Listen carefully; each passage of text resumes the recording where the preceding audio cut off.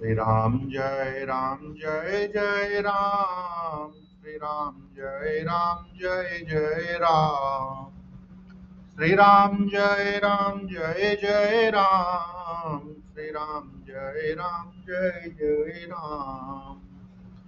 मिले न काबाहु सो बटरन गाड़े, दुज देवता घर के बाड़े। अनुचित कई सब लोग पुकारे, रघुपति सयन लखनु निवारे। आपको कभी रणधीर बलवान वीर नहीं मिले हैं ब्राह्मण देवता, आप घर ही में बड़े हैं। यह सुनकर अनुचित कहकर सब लोग पुकार उठे। तब श्री रघुनाथ जी ने इशारे से लक्ष्मण जी को रोक दिया। लखन उतर आहुति सरिस, भृगुबर को पुकृसानु। बढ़त देखी जल सम बचन, बोले रघुकुल भानु। सियापति राम जय जय राम। अवधपति राम जय जय राम। मंगल भवन अमंगल हारी, द्रवहु सुदशरथ अजिर बिहारी। लक्ष्मण जी के उत्तर से जो आहुति के समान थे, परशुराम जी के क्रोध रूपी अग्नि को बढ़ते देखकर रघुकुल के सूर्य श्री रामचंद्र जी जल के समान शांत करने वाले वचन बोले। नाथ करऊं बालक पर छोऊं, सुध दुध मुख करिय न कोहूं। जो पे प्रभु प्रभाव कछु जाना, तो की बराबर करत अयाना। है नाथ, बालक पर कृपा कीजिए, इस सीधे और दूधमय बच्चे पर क्रोध न कीजिए। यदि यह प्रभु का अर्थात आपका कुछ भी प्रभाव जानता, तो क्या यह बेसमझ आपकी बराबरी करता। जो लरिका कछु अजगरी करही, गुर पितु मातु मोद मन भरही। करिय कृपा शिशु सेवक जानी, तुम समशील धीर मुनि ज्ञानी। बालक यदि कुछ चपलता भी करते हैं तो गुरु पिता और माता मन में आनंद से भर जाते हैं। अतः इसे छोटा बच्चा और सेवक जानकर कृपा कीजिए। आप तो समदर्शी सुशील धीर और ज्ञानी मुनि हैं। राम बचन सुनी कछु जुड़ाले, कहीं कछु लखनु बहुरी मुस्काने। हसत देखी नख शिखरिस व्यापी, राम तोरि भ्राता बड़े पापी। श्री रामचंद्र जी के वचन सुनकर वे कुछ ठंडे पड़े। इतने में लक्ष्मण जी कुछ कहकर फिर मुस्कुरा दिए। उनको हंसते देखकर परशुराम जी के नक्शे से तक अर्थात सारे शरीर में क्रोध छा गया। उन्होंने कहा, हे राम, तेरा भाई बड़ा पापी है। गोरे श्याम गोरे शरीर श्याम मन माही, कालकूट मुख पय मुख नाई। सहज टेढ़ अनुहरई न तोही, नीचु मीचु सम देख न मोही। यह शरीर से गोरा पर हृदय का बड़ा काला है। यह विषमुख है, दूध मुहा नहीं, स्वभाव से ही टेढ़ा है, तेरा अनुसरण नहीं करता अर्थात तेरा जैसा शीलवान नहीं है। यह नीच मुझे काल के समान नहीं देखता।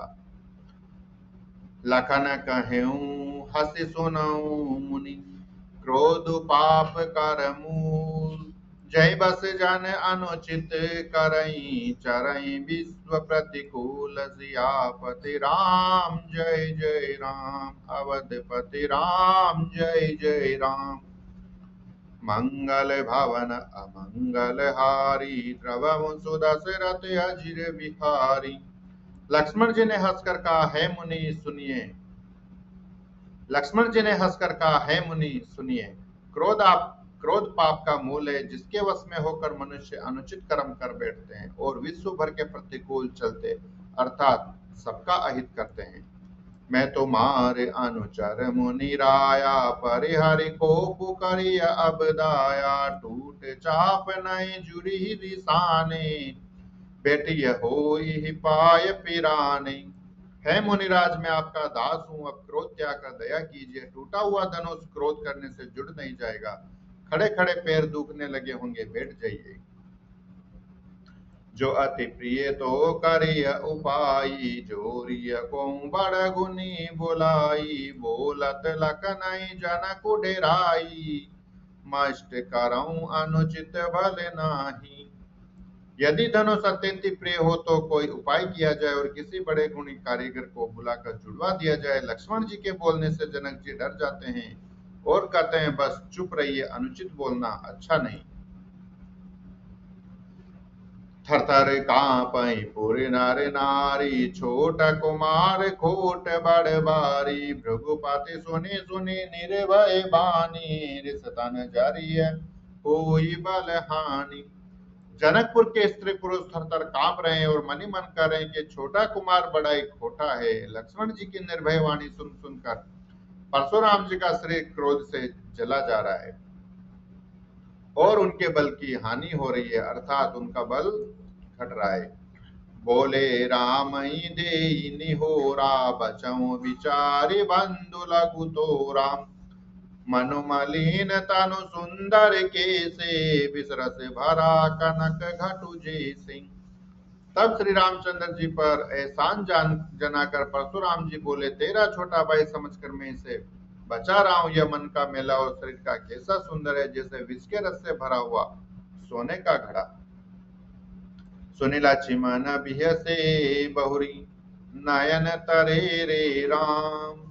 गुर समीप गवने सकुची, परिहरि बानी वाम। सियापति राम जय जय राम, अवधपति राम जय जय राम। मंगल भवन अमंगल हारी, द्रवहु सुदशरथ अजिर बिहारी।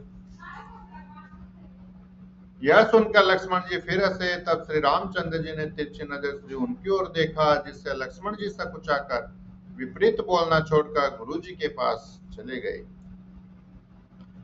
अति विनीत मृदु शीतल बानी, बोले राम जोरी जुग पानी। सुनऊ नाथ तुम सहज सुजाना, बालक बचन करिय नहीं काना। श्री रामचंद्र जी दोनों हाथ जोड़कर अत्यंत विनय के साथ कोमल और शीतल वाणी बोले, है ना सुनिए, आप तो स्वभाव से ही सुजाने। आप बालक के वचन पर कान न कीजिए, अर्थात उसे सुना अनसुना कर दीजिए। जय बोलो सियापति रामचंद्र भगवान जी की जी। पतित पावन राधे श्याम जी की जी। उमापति महादेव जी की जी। बोलो रे सब संतन की जय। जय जय श्री राधे श्याम।